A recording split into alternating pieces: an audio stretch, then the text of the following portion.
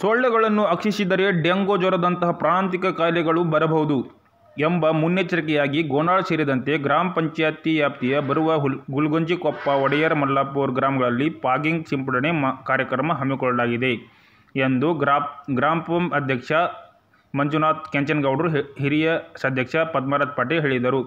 ಅವರು ಫಾಗಿಂಗ್ ಸಿಂಪಡಣೆ ಚಾಲನೆ ಕೊಟ್ಟು ಮಾತನಾಡುತ್ತಾ, ಸಾರ್ವಜನಿಕರು ಸ್ವಚ್ಛತೆ, ಆರೋಗ್ಯ, ನೈರ್ಮಲ್ಯದ ಕುರಿತಾಗಿ ಜಾಗೃತಿ ವಹಿಸಬೇಕು.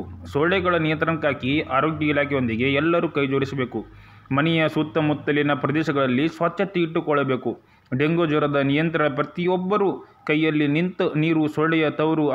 ಆದ್ದರಿಂದ ಎಲ್ಲ ಬಗೆಯ ನೀರಿನ ತೊಟ್ಟಿ, ಡ್ರಮ್, ಬ್ಯಾರಲ್ ವಾರಕ್ಕೊಮ್ಮೆ ಖಾಲಿ ಮಾಡಿ ಮತ್ತು ಸ್ವಚ್ಛಗೊಳಿಸಿ ಒಣಗಿಸಿ ಪುನಃ ನೀರು ತುಂಬಿ ಸೊಳ್ಳೆಗಳು ನುಸುಳದಂತೆ ಮುನ್ನೆಚ್ಚರಿಕೆ ಭದ್ರವಾಗಿ ಆರೋಗ್ಯ ಇಲಾಖೆಯಿಂದ ಹೇಳಿದರೆ ಹಾಗೆ ಸಾರ್ವಜನಿಕರು ನಡೆದುಕೊಳ್ಳಬೇಕು ಎಂದು ಹೇಳಿದರು.